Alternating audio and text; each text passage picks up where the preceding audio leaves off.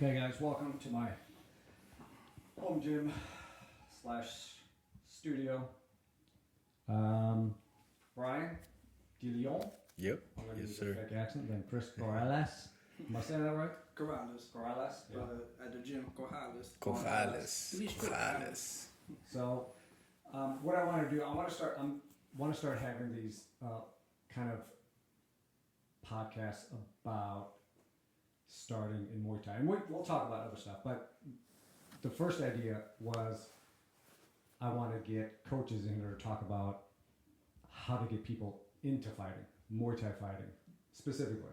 I know you guys do boxing too, but we could talk about that. But I want to talk about Muay Thai fighting. Like, if you guys can remember, I know you just posted something. Like, when was your first fight in a ring against another human? Like, what was that like? Chris, you go, because I know you just posted something about it, so you probably have it on your mind. Like, what was your first fight in the ring? And then we could talk about what led up to it and the history. Well, my first fight was actually 7 years ago today, which is pretty cool. But no, it was weird, you know. I was training with Madiz at the time, maybe my second year with him, maybe right after the first year.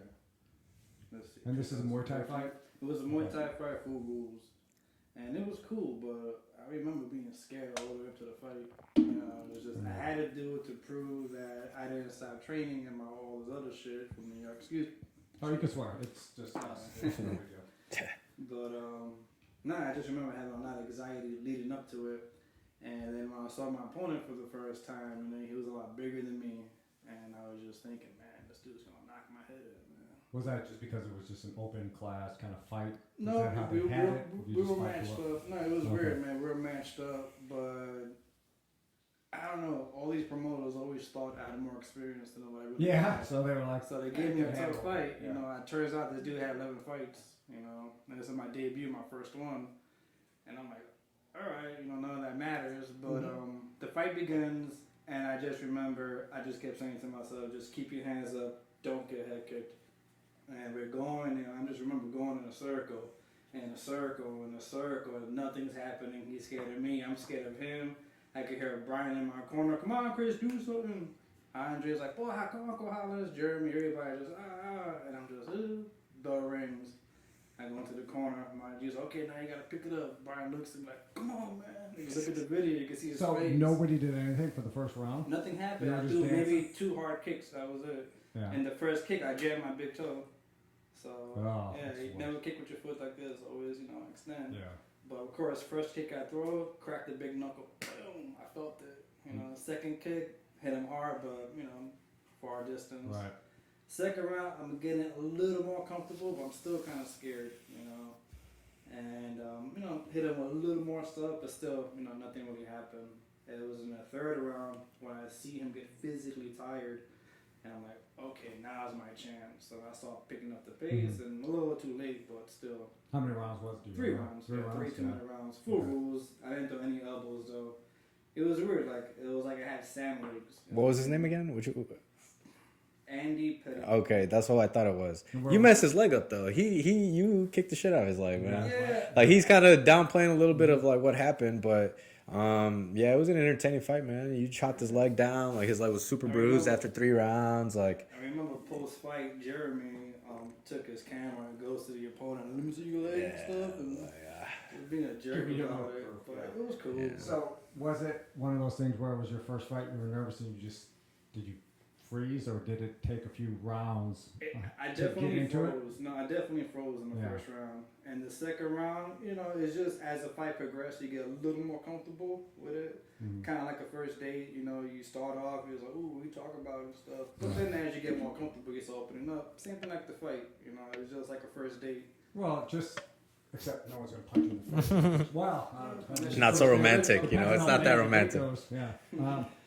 But that's, you know, something that what I want to talk about with beginners, like you don't realize just getting in the ring and doing it, that's a lot, because you're in the ring with another person who wants to punch you in the face and kick Yeah. you. You have to either be okay with that or just not be aware, or, you know, like the Mike Tyson things, like you have a plan until someone punches you in the face, right? You don't realize what it's like to be punched in the face, and then you have to have a strategy on how you're going to fight. I mean, it makes me think just anybody who wants to do that, one, that's great. I want to talk about competition and getting people into fighting just because I like competition.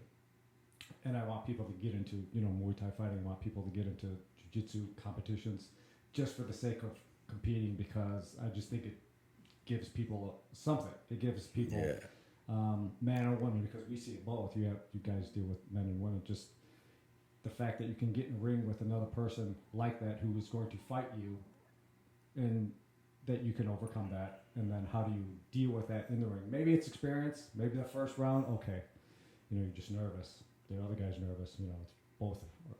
Who's going to hit first, kind of thing. But then you kind of get into it. Then you start to realize your tactics and strategy. Does that play a part? Like, okay, the first round, I was kind of nervous. Second round, you get used to it. The more you do things, was it the next fight you were a little bit more comfortable? Because I can't imagine. I mean, I'm always nervous before I do anything as far as competing. Was it more comfort, or you just were able to be more confident getting into the ring? In the first place, you're saying? Yeah, and Brian, I want you to talk about your first fight too, and then we'll kind of get back into your histories and backgrounds. Do you remember your first fight and what was it? So we're not talking about like specifically first Muay Thai fight, just my first fight, period. Okay. Yeah, it was a boxing fight. I started off with boxing. Yeah. I was so I want to say 14 maybe. It was like I had just started freshman year of high school. I had been training for like a year. What I didn't know, because I didn't know any better, of course, was that the gym that I was at was like, they would get you in shape, but now that I look back, like there was not much technique over there, He would just kind of throw you in there. And I just remember being excited because I had been training for like a year, been sparring for about 6 months, and, just the thought of like, oh, I just can't wait to have that experience, blah, blah. So signed up for it, and like again, I didn't know any better, right? So I told him, I was like, hey, I'm looking to fight, and he's like, okay, cool. I'll call you in like a week to let you know like what's to come. And then he calls me like 2 days later on a Wednesday saying I can fight Friday. So I was like, cool, like no camp, no anything, just like ready to go. No training prep. Yeah, and then showed up. It was in like a hotel. It was like a private event. You know what I mean? People smoking cigars. You know what I mean? Like betting and shit on the fights. Like, and I mean, I don't know if this was commissioned or not, but I remember like the guy that I fought. I mean, I was 14, so I remember the guy that I fought had like a full mustache. I want to say he was like a grown man, but we met at like 125. Like I wasn't a big guy, you know what I mean? We met at 125, but he had a full ass mustache, and I was like, that's a grown man. Like no way, But yeah, so we got in there, first round. Like I just remember, it's like hot, right? Because the lights are on, and it's kind of surreal. And you kind of, there's like a little moment where it's like, is this dude really about to hit me right now? Like, and then sure enough, he does. And I just remember like getting rocked in that first round. They gave me a standing 8 count, got through it, right? Second round comes on, I kind of wake up a little bit, kind of like hit the points type of thing, you know what I mean? Keep them away, just stick and move type of thing. And then the third round comes, and like just the difference in like strength took over, you know what I mean? Where it was just like, his shots were just landing heavy. And then eventually, and then like the ref stopped the fight. I was still on my feet and whatnot, but like, the first fight I lost. And I remember just being like, oh man, like that, that was a... You gotta prepare. Did you blame yourself with the coach after that fight? Like after that loss, did you blame yourself with the coach? I mean, of course, like I said, I didn't know any better, man. When I look back, of course, I blame myself. It was just like, right. I was like, I'm not meant for this, you know what I mean? Like, this is not... Like, that didn't go well at all. And that's, that's kind of part of what I want to talk about, too, is like, some people will get dejected. That, here you are, 14, no one really taught you what to do. Right. No one taught you the ropes in a sense that, and then you get dejected, Because you're getting hit by a grown man with a mustache. weird room, weird people smoking, like, you don't know if it's legit or not. Right. They probably have chains on the door, so they're out. No, this was like money over there, man. It was definitely like a nice. It was kind of like come and fight and then get out of here type of thing, But so, what did you get out of that fight? Is that kind of where you started? Okay, I need a plan now. I need a training. No, actually, that turned me off of fighting for a couple years, and then we moved, and then I found a different boxing gym, and then I noticed a difference. So this boxing gym was actually in the suburbs of Illinois, and yeah, that's when I was like, oh shit, like That's when you learn. yeah, I was like, there's there's some real boxing out here, like the science, yeah, strategies. yeah. I mean, I guess you're still trying to learn that. I'm learning more of that. Chris, you helped me a lot with strategy and technique first, and trying to put together moves. And there's a difference between just getting in there, just throwing hands and kicking. But when you have some kind of idea or strategy of getting in the ring, sometimes you have an idea of what you want to do, but it may not always work out too. And you guys as coaches too, when you have to coach beginners or people who are maybe average athletes or people who do it on a higher level. I mean, you have seen all those different types of levels. And what can you tell to someone who wants to do it, or maybe who have just started, maybe they just had their first fight? Because it got me thinking back in July when WMO had their a fight in the summer. You guys, were the coaches. You guys were training the athletes, and you had beginners. Mm. I think David Segovia, he was like, that was his first fight. Here's a kid, he's in grad school, I think at local university, and he wants to fight, which, that's great. He wants to do it. But how do you get people into it? How do you train them? By the way, that place was hot. Do you guys remember? Oh man, we were sweating buckets, man. Everybody in there in that place. It was at the Chi-Town football. I've been there in the winter only. I realized I had never been there in the summer because there's no air conditioning. You're literally in a concrete. You're cooking. It was awful. You're cooking in there, man. I'm surprised my camera didn't melt down in that place because it was just so. I was just sitting and I was just sweating. Yeah. It was good for the athletes, I think, because it let them stay warm the whole time. Well, that's what I want to talk. Obviously, conditions when you first fight. If you're doing it on an amateur level, you're going to fight in conditions where it was over 100 easy with no air, humidity. That's going to mess with your system. And you're there from 5 o'clock to 11 o'clock at night. Yeah. You're just sitting there. How does that affect the fighter's plan or body, or did anybody kind of pass out from that, and where it was just dehydrated, or did that affect their systems? On fight night, that didn't happen at all. Yeah. Everybody was pretty okay backstage. Everybody it was definitely hot, Yeah. But based on my experience, always expect the unexpected on fight night. That was a lot of things could just happen. Yeah. That was unexpected. Yeah. We didn't plan on that. We showed up to the venue and the AC wasn't working. Right. And that's, it was still a great fight night. The crowds were great, but I'm thinking, as I always do, just because this is what I do and this is what I teach, I teach exercise science, so it's I'm always thinking, okay, these guys have to sit in this place for hours waiting for their turn to fight. Are they laying around? Are they staying warm? Are they drinking? Because that, in a way, that could affect your strategy. You've seen professional fighters who the dumbest things throw off their whole fight. They drank something the night before, they ate something the night before, and it threw off their whole fight, and something happened. I don't know, they stubbed their toe. It could be anything, but this place was just hot. So nothing really happened. You didn't see any kind of change. No. Fighters were. There was some fights, so I didn't see anything, but I didn't know if you guys, maybe something.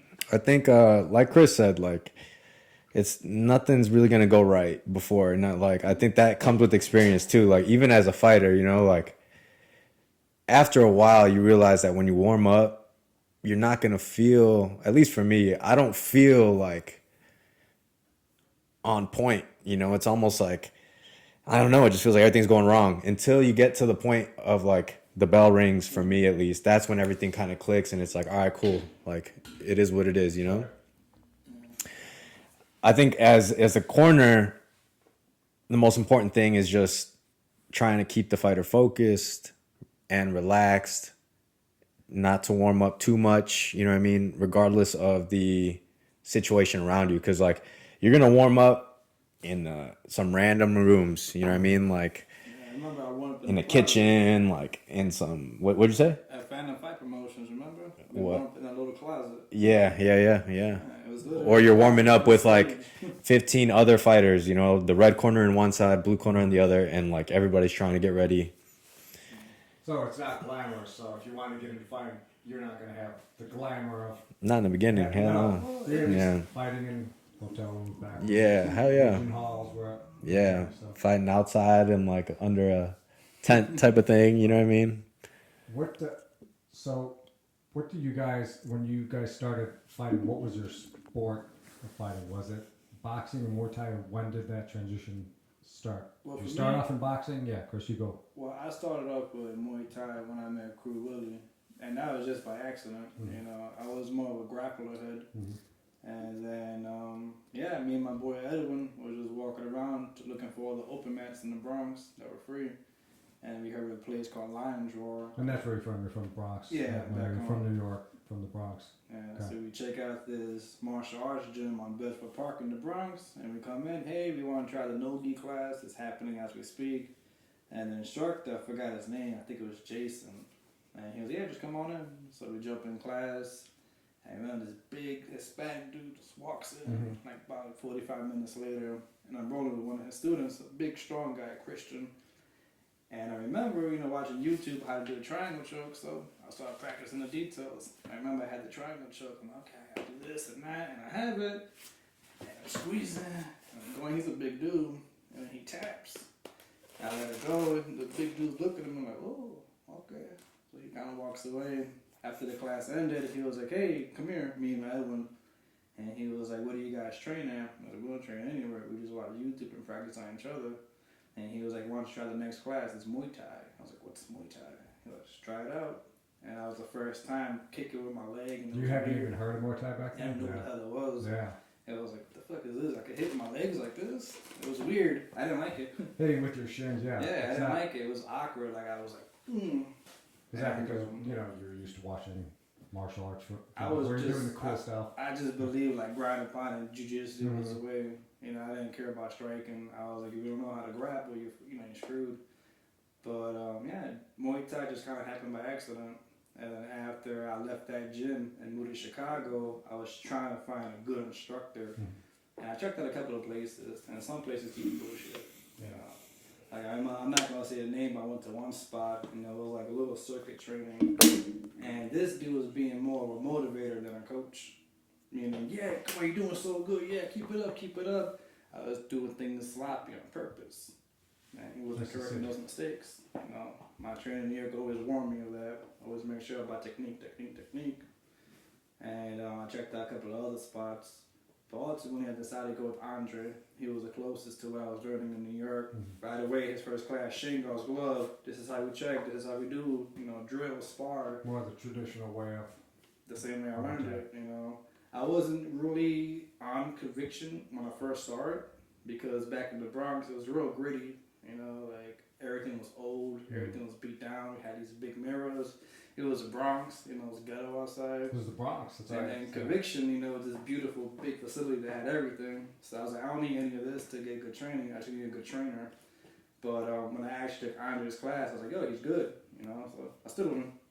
And then, Yeah, Andre Madiz, he's the head instructor at Carlson Gracie headquarters. He's my instructor in BJJ and Muay Thai too, and he's the head coach there. You guys coach with him, the team, all the fighters that are in our kind of group. I mean, you guys are more. I'm more of just a guy who just shows up and does it. I like doing it. It's just I like doing it. And that's another reason why I wanted to have you guys in here, just as far as history and. We're just training. We don't get a chance to really sit and talk about fighting, which I like talking about fighting or whatever in particular thing we're doing. So that's another reason why I want to have you guys in here, pick your brains about fighting, training, tactics, what you've learned, your experiences, especially as coaches. I know you guys coach a lot of people too, and that's, a lot of people want that knowledge.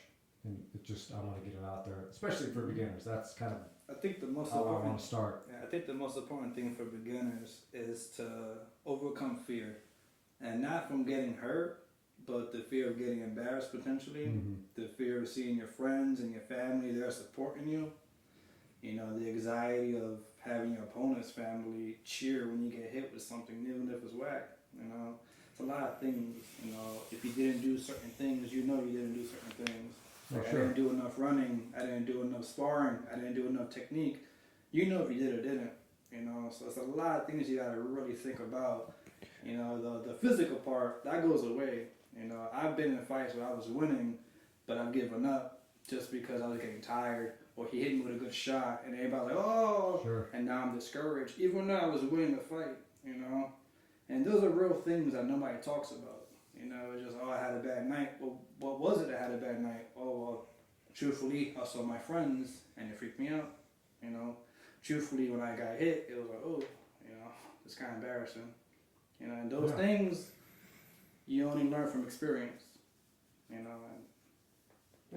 And your coach, you know, that can teach you those things too, because that's what camps are for, training camps are about. And you guys know you can teach so much, you know, about conditioning. Okay, you're going to have to condition yourself to be in the ring for so much. You probably won't even know until they get into an actual fight how well they're going to perform. Because if you're sparring, you know, you're doing some sparring in the ring, you're training all the time, but you really don't know. You're right. Until you actually get in the competition. And I think that's why even competition does help with training. So you may do well your first fight, you may not do well, but you have to take anything you can as far as getting tired. And, you know, and that's where you guys come in as far as you could only show them so much, and then once you're in the ring, it's done. Everything's done. There's nothing you can really do except for try to draw from that experience and see what happens. Because some people, I don't know, have you seen people that are kind of naturals and get it? Or some people that it takes time to learn how to fight. They have to do a lot of fight. Yeah, I think everybody's different. Yeah. You know, like some guys are gifted and they pick up things really quick. Mm-hmm. Some guys develop later on in time, like the run. Yeah. How about you, Brian? What was what came first? You said boxing came first, and how did you transition into the Muay Thai, or how did you even hear about Muay Thai?